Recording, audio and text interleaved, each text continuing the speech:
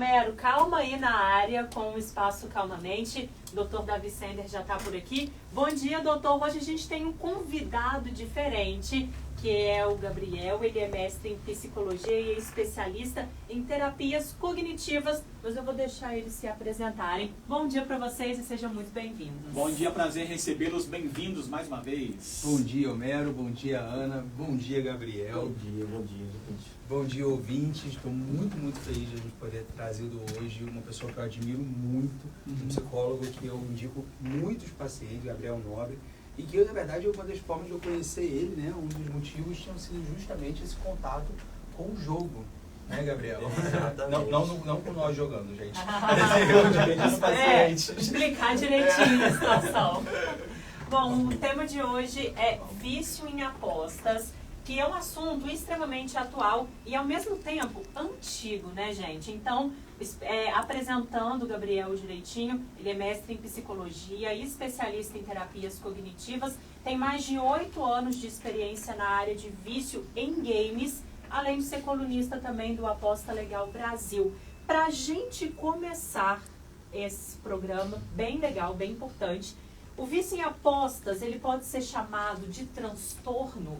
Por que esse vício pode ser tão prejudicial? Olha, Davi, até é legal você falar sobre isso, porque existe uma diferença entre doença e transtorno, né? Você está com sintomas de dengue, você vai, faz o teste, e ali no exame sai o resultado, você está com a doença. Transtorno mental é um pouco diferente, a gente identifica padrões e sintomas, tentando entender uma condição que a gente está percebendo que acontece nas pessoas, né?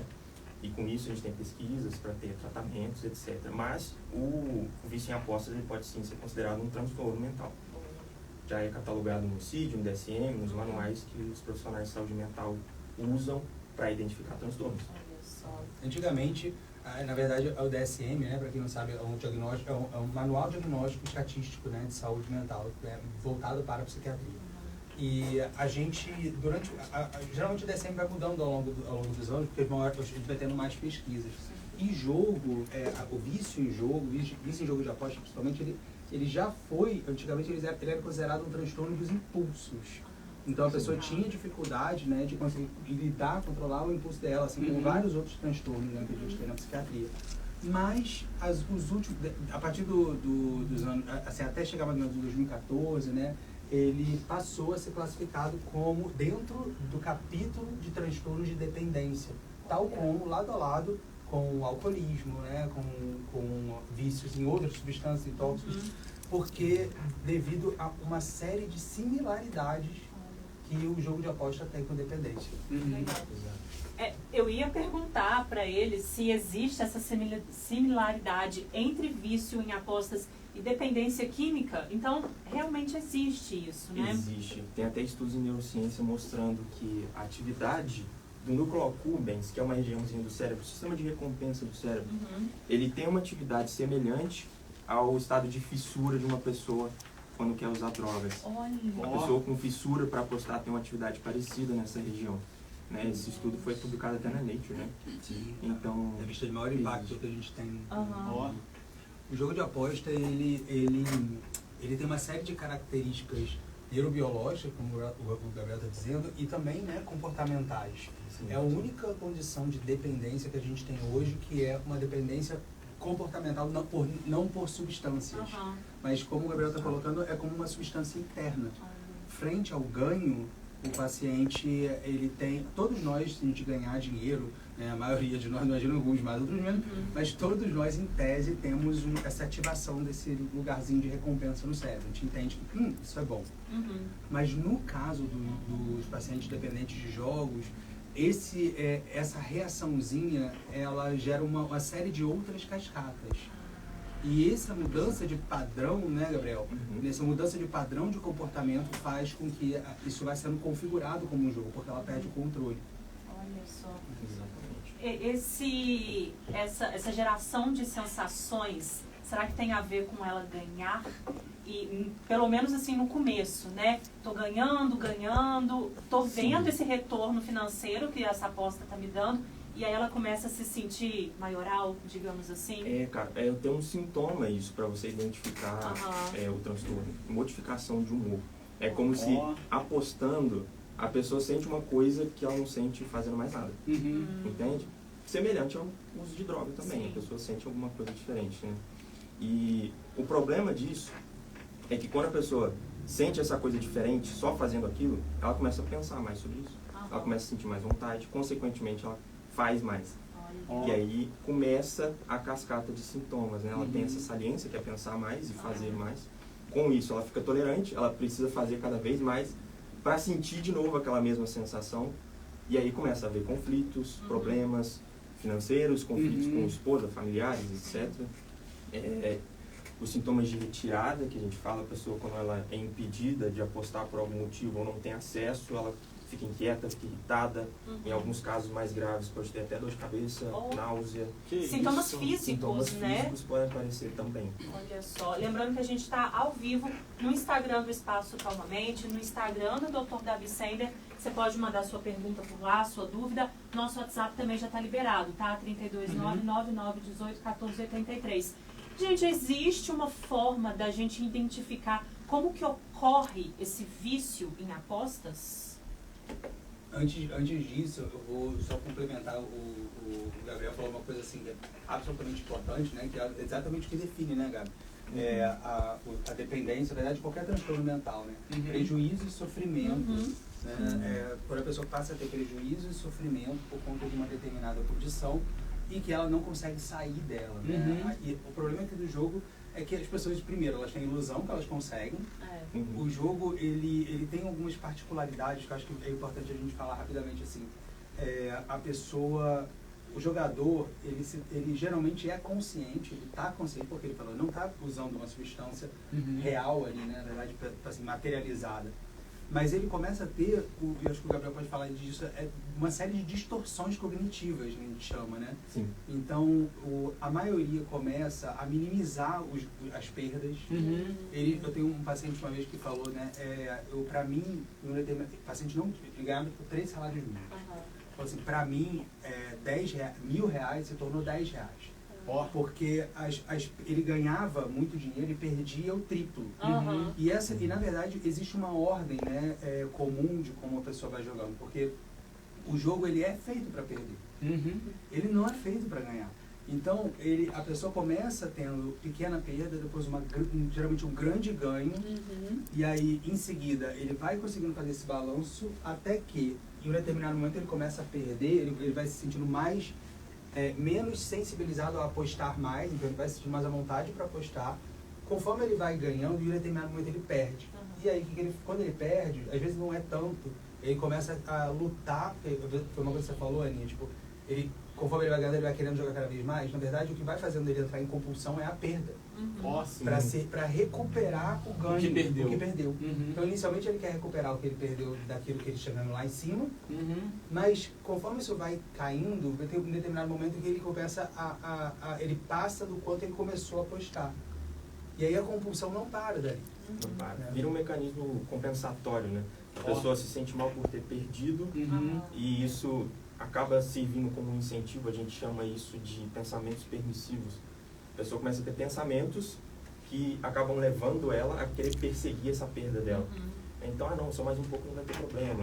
Não, só dessa vez. Mas você não perdeu tanto assim. Se você recuperar, se você apostar de novo, você pode recuperar e até ter lucro. Então, pensamentos surgem assim, convencendo, a própria cabeça da pessoa convencendo ela a realizar o ato, entende? Então, essa coisa de perseguir perdas é visível. Pacientes têm muito isso. E quando ela tem uma quantia maior de dinheiro, ela fica mais propensa a apostar também, né? Porque ela meio que relaxa e fala, deixa eu apostar mais por recreação. E aí, o que acontece na maioria das vezes? Ela perde e começa a perseguir perdas. Então, vira um padrão que, assim, se ela tá bem, ela aposta, se ela tá mal, ela aposta. Também. Exatamente. Ótimo. Quando eu estava pesquisando, né, para montar a pauta, eu li alguns fatores de risco que podem ser associados a esse vício em apostas, gente, como isolamento social, sentimentos crônicos de tédio e até mesmo histórico familiar de vícios. Isso é verdade? Podem ter outros fatores que vão motivar uma pessoa a fazer essas apostas?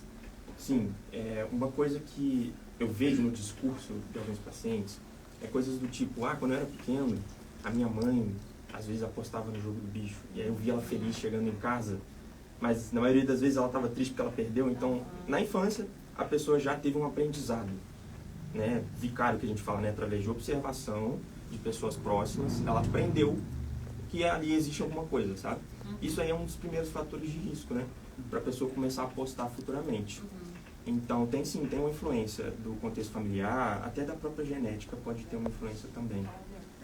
Você falou, né, na verdade, assim, esses fatores, né, isolamento, né, tédio, intolerância ao tédio, né, são fatores muito bem estabelecidos. Né? O histórico familiar, extremamente também, mas uma das coisas que fez com que a gente entendesse que o transtorno do jogo fosse categorizado como um quadro de dependência, né, no capítulo das dependências, a que a gente chama de comorbidade. Mais de 70% dos pacientes que têm vício em jogos têm algum outro vício. Então, cigarro é muito comum. Cigarro é mais comum. Cigarro é muito comum. Quadros ansiosos, dependência é mais comum, né? Quadros de transtornos de ansiedade, se não me engano, fobia, né? Tem uns quadros fóbicos que são mais comuns. TDAH, extremamente comum. TDAH é muito comum também. É muito comum. E a depressão, que pode, geralmente, existem dois tipos, né, de resposta no jogo. A pessoa que joga para ter cada vez respostas eufóricas, vamos dizer assim, né, cada vez maiores, aí geralmente essas vão deprimir conforme a coisa vai saindo do eixo. E a pessoa que joga para conseguir regular o humor, e quando ela joga ela não sente bem, mas ela sente aquele estado meio anestesiado, né, que é essa pessoa que já está deprimida, geralmente. Ótimo. Boa, tem pergunta aqui, Aninha. Pode ir lá. Bom dia, doutores, bom dia a todos. Sou viciado em jogo de azar. Cheguei a um ponto que o dinheiro não tem mais valor para mim. O dinheiro é apenas um mero número necessário para jogar mais e mais. Se eu ganho no jogo, eu apenas uso esse dinheiro para jogar mais. E eventualmente eu perco o que eu ganhei, é claro. Me sinto arrasado quando isso acontece. Tenho vergonha de admitir meu vício para minha esposa. Me sinto péssimo por esconder isso dela. Existe algum tratamento? Como buscar ajuda? Obrigado. Olha, nesses casos, eu fiquei até feliz porque ele falou que tem esposa. Porque quando a pessoa tem um casamento, tem uma esposa, tem esse contexto familiar favorável, geralmente o prognóstico é melhor, né? Porque você tem a esposa que começa a assumir a responsabilidade sobre as finanças. Às vezes você corta o acesso da pessoa ao dinheiro, a esposa começa a regular aquilo, e aí a pessoa procura uma terapia, vai a um psiquiatra, começa a se medicar, começa a se tratar, é mais favorável o contexto, entendeu? Então, se eu fosse dar um conselho para essa pessoa, cara, conversa com a sua esposa. Porque aí é o melhor caminho que você tem e procurar ajuda profissional. Com certeza. Existe tratamento sim. Aliás, parabéns por ter conseguido dizer isso aqui pra gente. Você representa muita gente que não consegue, né, dividir esse dado. Assim, você não está sozinho, porque realmente é uma condição que tem aumentado cada vez mais. Antes a gente não tinha tanto, a gente não vivia jogo do bicho, né? Raspadinha, assim, mas hoje está sendo assim, um problema de saúde pública, tá? Batendo no consultório. E assim, tem tratamento, o tratamento envolve principalmente terapia cognitiva comportamental, né? Que é o que o Gabriel trabalha. E medicação ajuda. Medicação tem algumas evidências de ajuda sim. Até porque, como a maioria dos pacientes tem algum outro transtorno associado, se a gente não tratar esse outro transtorno, aí a dependência vai aumentar. Mas sim, não é uma coisa que você vai... Já está claro, imagino eu, que a sua estratégia para tentar segurar sozinho não vai dar certo. Né? E é uma condição que realmente está fora do seu controle. Então, vale a pena sim buscar esses dois tratamentos e conversar com a família. Ótimo. Boa, respondido.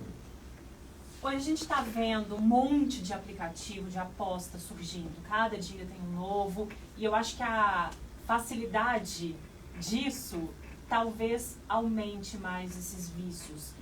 O que a gente pode deixar de alerta para o nosso ouvinte em relação a essa atualidade do mundo atual sendo bem redundante? Sim, olha só. Hoje em dia o cenário mudou um pouco porque o principal fator de risco é esse, a facilidade de acesso. No aplicativo do celular... Tá na tela, da mão ali do cara, né? Pois é, às vezes até de forma intrusiva. O cara tá no Instagram, por exemplo, aparece um anúncio de uma casa de aposta falando para ele apostar, dando um bônus para ele. Cadastre-se agora bônus de tantos reais. Exatamente. Isso quando não aparece influencer, né? Isso quando não aparece influencer. Cara, já teve caso de uma casa de aposta que fez uma parceria com um youtuber que tinha um canal infantil. Ele fez propaganda de um cassino online para crianças, cara. Meu Deus. Olha o nível de gravidade que a coisa está tomando. Mas, assim, instruções que eu posso dar é, por exemplo, quando aparece um anúncio desse na internet, no Instagram da vida, você tem a opção de clicar lá no botãozinho e dizer, não quero mais ver isso. Então, você meio que domar o seu algoritmo para não te mostrar esse tipo de coisa é uma estratégia viável, sabe? Existem alguns aplicativos também que fazem o bloqueio de sites de aposta. Um deles se chama Gamban. Já vi relatos de que ele funciona melhor no Android, né? O iOS do iPhone é mais restrito, então às vezes não funciona tão bem, mas é uma alternativa também. Né? Você faz esses bloqueios de sites e de aplicativos e coisas que podem surgir como um gatilho intrusivo na sua vida. Ótimo. Exatamente. É importante que a gente, de uma pergunta que você tinha feito, Ana, né, como é que a gente pode identificar quais são os sinais, né, de que uma pessoa está jogando.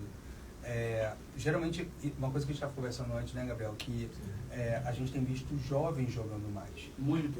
Isso é muito assustador, porque, eu falei, já é uma condição relativamente, não é relativamente não, é muito antiga, mas nos Estados Unidos é muito mais estudado do que aqui, porque lá tem muito mais jogo de aposta. Então, aqui é uma coisa que está crescendo cada vez mais, porque esses aplicativos, eles driblam a legislação. Então, e agora talvez seja aprovado. E o Brasil também não tem uma legislação firme, assim, está sendo discutido ainda várias estratégias de regulamentação disso. Né? E aí a gente entende que o governo tem um papel importante, sim, em regulamentar tudo. A empresa tem um papel importante porque ela precisa fornecer para o usuário formas de autocontrole, de automonitoramento.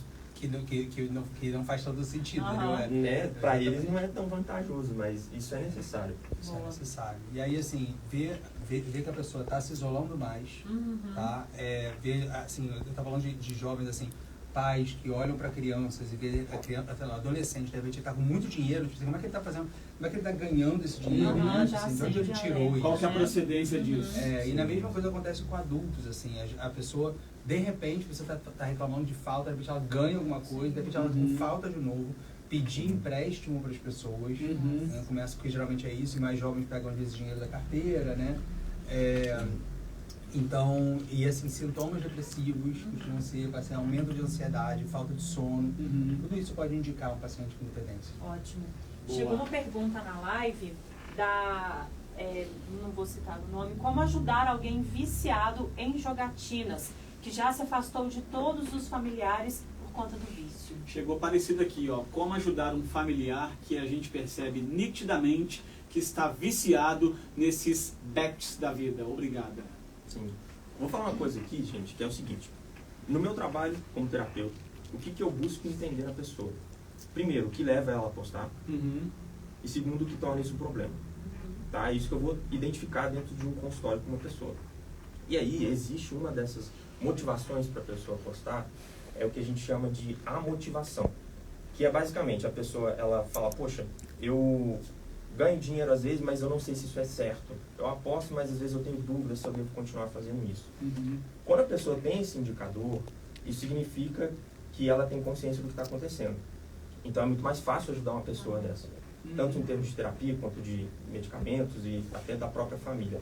Agora, quando a pessoa não percebe que existe um problema, é difícil, porque a gente tem que dar um passo atrás. Ela tem que começar a entender que aquilo não está legal e aí sim buscar ajuda. E como é que você faz isso? Cara, diálogo, conversa, chamar a pessoa, chamar a atenção dela, entende? Porque uma pessoa que não percebe que está com problema, ela tem dificuldade de ser ajudada, entende? Sim. Eu acho que o principal é isso, a pessoa conseguir perceber que existe um problema e ser acolhida quando ela perceber isso. Porque muitas vezes a pessoa até percebe, mas ela tem medo de expressar que ela sabe que aquilo é um problema pela reação que as outras pessoas podem ter. Verdade. A gente geralmente dependências são um grande problema para conseguir fazer a pessoa buscar, porque é característico do quadro negação. Né? Negar que existe um problema, minimizar o problema, é característico dos transtornos. Uma coisa que eu acho que, assim, que eu aprendi muito com a psicologia e que talvez a gente consiga até falar depois sobre isso de uma maneira mais acessível, que é a entrevista motivacional, né? Que, assim, é uma forma que uma metodologia, na verdade, né, Gabriel, de convencimento, né, de diálogo com uma pessoa para ela conseguir aprender, compreender os processos para mudança. Só que isso é muito importante para o leigo, porque ele geralmente quando você vai para a última fase, né, do tipo assim, ao invés de você começar a mostrar para a pessoa que isso é um problema, você tem que procurar ajuda, você vai e passa todas as fases, isso gera raiva, resistência. Sim. Então, né, muitas vezes a gente tem que começar com o básico ali, tipo, você está vendo que isso aqui pode ser um problema? E a pessoa, infelizmente, a gente vai vendo a pessoa, muitas vezes, ela se machucando, né? Ela perdendo dinheiro. E aí, uma das coisas que a família tem que fazer é impor limite. Exato. Impor limite. Se a pessoa não consegue se autorregular, é importante ter essa regulação vinda de fora. Né? Às vezes, cortar o acesso ao dinheiro, em alguns casos, entende? Porque está havendo perdas. A pessoa precisa se tocar do que está acontecendo. Boa. Gente, dá para apostar sem se viciar? Acho que é a pergunta de milhões. Então, chegou uma pergunta aqui parecida, ó. Bom dia, doutores. De milhões. Bom dia a todos. Dá para jogar com consciência, com cuidado? E como saber se vou me viciar ou não? Eu sei que é uma pergunta difícil, mas gostaria de saber. Obrigado. Boa. Olha, em teoria, você pode sim, desde que não tenha sintomas. Os sintomas são um critério. Se você não tem sintomas, tá tudo bem. Né? E aí a gente fala daqueles sintomas básicos de modificação de humor, da saliência, que é você ficar pensando muito naquilo. Às vezes, um paciente meu ele falava que no meio do trabalho ele sentia vontade do nada. Ele levantava e ia no banheiro apostado. É um indicador de que a coisa não está muito no controle, entendeu? Você está perdendo sono por causa disso, você está percebendo que pessoas ao seu redor estão começando a achar estranho o seu comportamento. Isso são sintomas de que você pode estar com um problema. Então, se você não tem esses sinais, ok. Se você está tendo sinais, aí você precisa ficar esperto. Boa, procurar ajuda, né? Exatamente.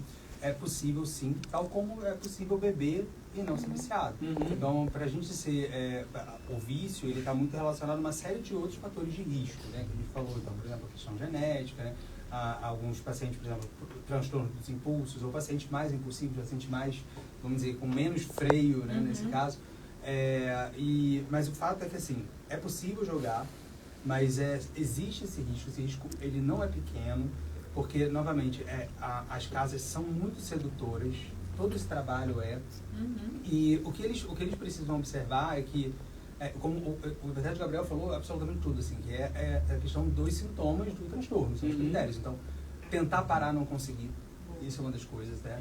Perder mais do que ganha e continuar querendo jogar. Perseguir as perdas, né? Perseguir as perdas. Você perdeu e fala, nossa, mas agora eu tenho que jogar para recuperar. Isso aí, cara, geralmente é você colocando o pezinho no barranco.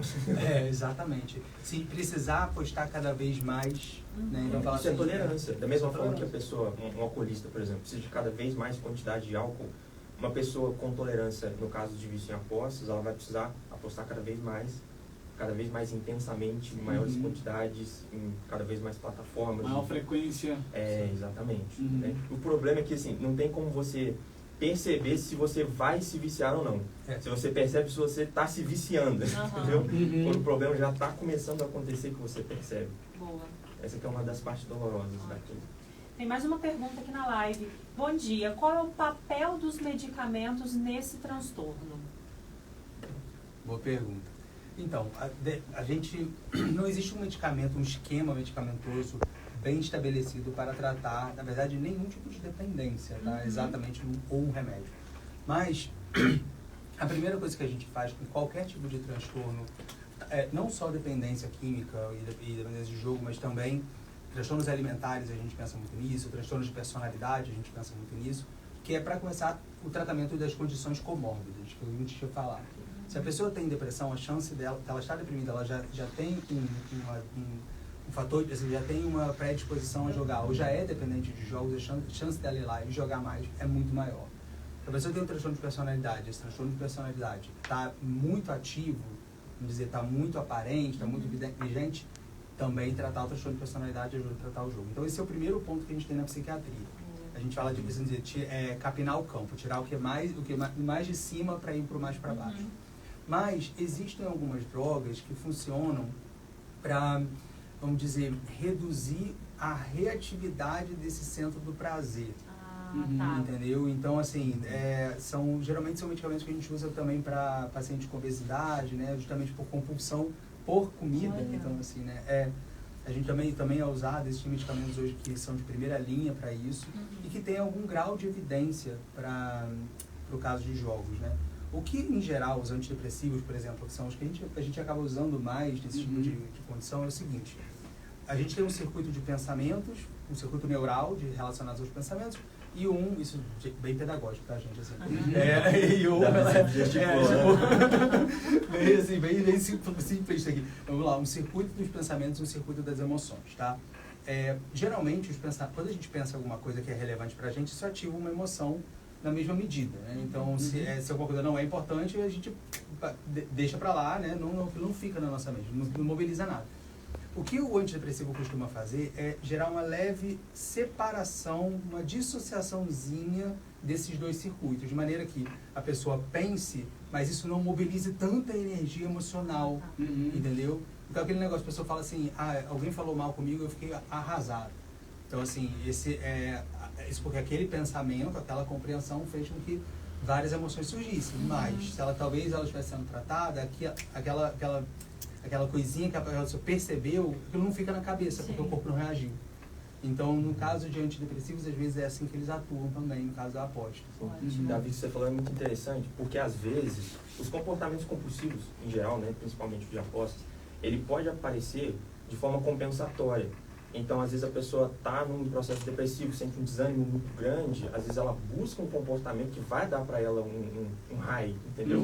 Uma ativação. Então, uma pessoa muito ansiosa pode buscar esse mesmo comportamento como uma forma de se relaxar um pouco, de desestressar, entende? Então, é importante entender essas comorbidades, porque sim, esse comportamento pode aparecer de forma a tentar uma compensação de um outro desconforto, e aí você identifica qual é essa coisa e dá um medicamento direcionado àquilo, né? É comum pessoas com aquela característica de depressão por baixa de dopamina buscar esses comportamentos para ter aquela ativação, aquele prazer, né? E isso, obviamente, vai direcionar a atuação tanto do psicólogo quanto do psiquiatra na hora de prescrever o medicamento. E tem resultados muito legais, tá? Tem pacientes que, quando começam com medicamento, eles, igual o Davi falou, parece que tem um piloto mais forte no cérebro, ele consegue se monitorar, se modular melhor e ter um controle melhor dos comportamentos. Maravilhoso. Só para complementar essa frase do Gabriel, que é uma coisa que a gente sempre fala lá no Espaço Calmamente, né? A psiquiatria ajuda a terapia a fazer mais efeito.